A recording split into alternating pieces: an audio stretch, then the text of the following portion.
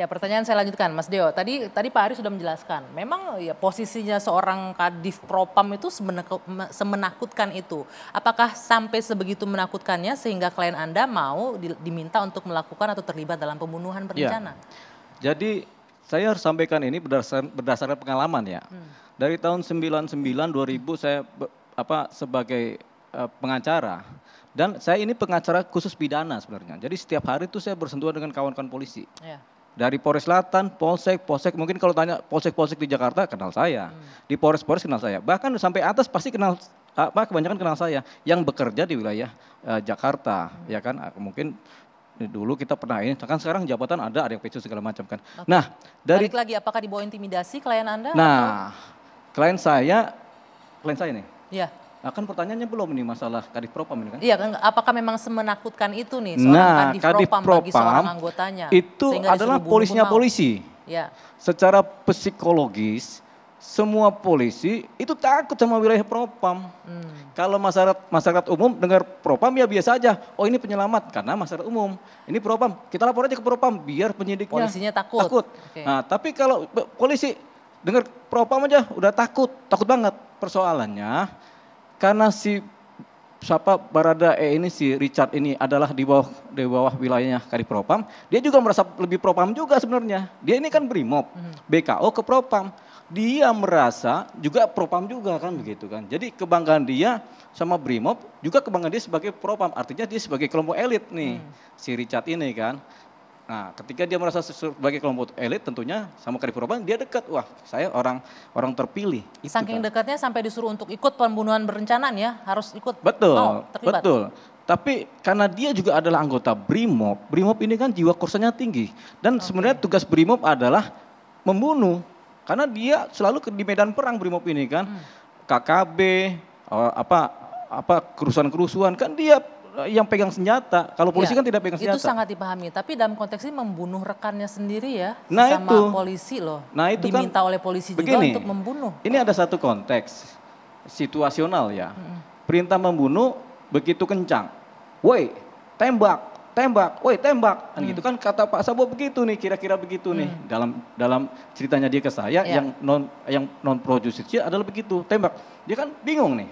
Satu sisi juga dia bilang ke saya, kalau saya nggak nembak, pasti Pak Sambo juga pasti akan nembak si Yosua. Karena posisinya si Yosua dalam posisinya berlutut. Persoalannya kalau Pak Sambo kemudian sudah berlutut ketika si Richard ada ke sana, Yosua udah berlutut di depan Pak Sambo. Nah, ketika kemudian si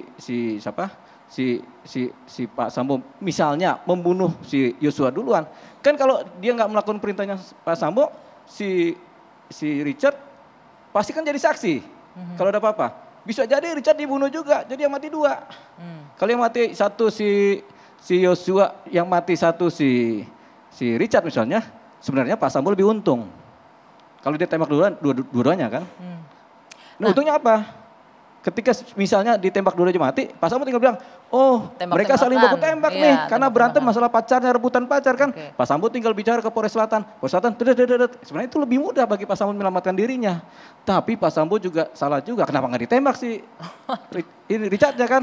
Ini kan pikiran matang seorang serse. Saya lama di serse, ilmu begitu ada nih. Mas Deo, pertanyaannya, jadi yang menembak Joshua pertama kali itu siapa di sini? Apakah Brigadir Richard? Ini kan begini, sebenarnya logika sederhana. Tadi saya bilang saya lama di Serse, maksudnya saya lama bergaul sama orang Serse. Jangan bukan Serse kan? Ya, ini pengacara. Saya pengacara tetap, tapi saya lama bergaul dengan orang Serse. Karena saya 15 tahun membantu Polres Selatan sebagai pengacara merah putihnya mereka. Artinya kalau ada pembunuhan gak ada pengacaranya, saya tanda tangan. Waktu masa lalu ya. Mungkin Pak Gatot, kalau mundur masa lalu lagi ini aktivis 98 ya. Oke, balik lagi nih. Enggak, pertanyaan saya jadi yang nembak pertama itu siapa? Baradae tentunya pasti Richard.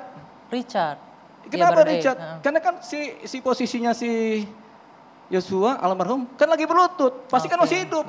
Namanya berlutut. Tapi disuruh tembak oleh Iya dong. Makanya nggak mungkin Sambo menembak duluan. Kalau Sambo menembak duluan ya Richardnya udah nggak berlutut. Karena kan keterangan si Yosua. Kalau kan keterangan Richard kan si Yosua masih berlutut, artinya kan masih hidup. Berarti kan begini dia, berlututnya begini.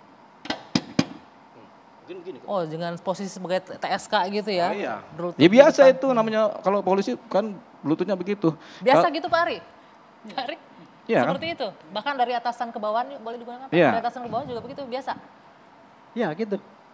Berlutut kan gitu kan, dia minta ampun kan itu kan sama aja dengan itu. Sama gitu. Oke. Kalau polisi berlututnya begitu kan begini. Kalau pendeta kan begini. Beda lagi. Ya, Kalau oke. berlutut kita tahu. Jadi itu terjawab ya di situ ya. Ya. Nah, oke. Ya, sudah dijelaskan tadi bahwa akhirnya Baradae yang melakukan penembakan Iya pasti atas pertama perintah karena dari logikanya FS. gitu. Kita kan Masih hidup. melihat peristiwa hukum juga harus berdasarkan logika. Nah, setelah itu ada tembakan lain tuh dari siapa aja, Mas Dio? Iya dari pengakuannya? Pak Ferry Sambo. Ferry Sambo. Dia yang- kan saking marahnya udah mati nih, udah geletak, dor. Mungkin karena si Richard dalam posisi panik juga, dia nggak tahu Ferry Sambo nembak ke si ini atau enggak. Kepada si Yosua almarhum atau enggak. termasuk ada dugaan-dugaan yang dipatahkan, Iya, disayat akhirnya segala macam itu? Pak Ferry Sambo kan ahli strategi juga di Serse. Gua aja bikin skenario alibi. Alibi apa? Gua tembakin aja dinding. Dor tuh dinding. Itulah kan. skenario pertama yang gagal yang beredar itu Iya, ya. akhirnya Oke. sekiannya bahasanya adalah Ya. baku tembak. Kalau bahasa Menadonya, baku tembak, baku pukul dia. Pukul pakai pistol gitu ya. Saya Ya. ke Bung Tobas ini, Mas Tobas.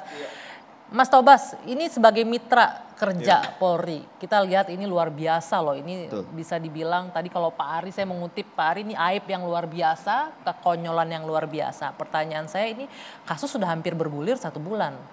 Mitra kerjanya ini kayaknya meneng bae nih kalau orang Jawa bilang. Diem aja nih, Komisi 3 nggak ada rencana untuk memanggil dari awal ketika kasus ini muncul dengan penuh kejanggalan atau apa? Ya ini kan kasus kan sebuah kasus yang direkayasa, upaya rekayasa yang berhasil digagalkan, kan itu. Nah jadi memang ketika peristiwa ini terjadi, kita di DPR sedang reses. Sehingga kita tidak bisa memanggil secara formal pihak-pihak terkait ya untuk menanyakan kasus ini. Nah tapi komunikasi kita tetap jalankan secara informal, kita mencari tahu, kita menghubungi beberapa pihak, dan kita juga bahas di grup. Tapi kita karena dalam masa reses tidak bisa melakukan pemanggilan formal. Itu yang pertama. Yang kedua, dari awal memang yang kita dapatkan kan juga cerita-cerita juga berbagai versi. Ya. Ya.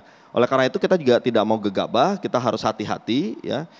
Sebelum ada perbandingan dengan versi yang lain, tentu kita tidak bisa mengambil posisi tertentu. Karena itu kita kumpulkan dulu informasinya sampai ketika kemudian sudah ada perkembangan baru, nah kita bisa melihat dan saat ini kita kawal bersama-sama. Ini kan Nanti sudah ketika sangat masa jelas ya. sidang masuk tentu akan kita panggil pihak-pihak yang terkait ini untuk menjelaskan ini semua. Apa selain pemanggilan apa nih yang akan dilakukan tindakannya? Yang Karena jelas, ini kan melibatkan satu institusi dan betul. orang-orang yang posisinya sangat strategis dan sangat kuat di Polri.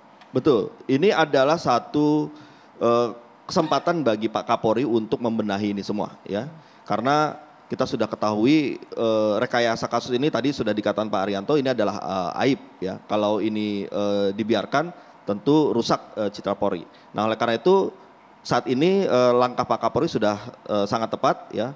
Beliau mengambil peran, beliau memimpin langsung proses ini semua ya untuk membongkar. Sekarang tinggal kita kawal agar proses ini bisa berjalan dengan baik.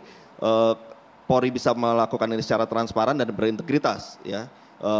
Itu yang saat ini kita kawal sehingga semua menjadi terungkap dan sekaligus juga kita harapkan Pak Kapolri juga melakukan pembenahan termasuk juga melakukan pembersihan terhadap orang-orang yang terlibat ya dan memberikan pesan kepada seluruh jajaran personal Polri bahwa jika melakukan kesalahan, jika melakukan rekayasa maka tidak ada ampun. Polri akan membongkar itu semua. Itu pesan yang harus tersampaikan ke seluruh personal Polri. Sudah ditangkap dengan jelas itu ya. Oke, nanti saya akan lanjut lagi dengan Pak Kamarudin. Mudah-mudahan masih bersama kami melalui virtual. Kita jeda dulu sejenak, dua sisi akan kembali. Saat lagi.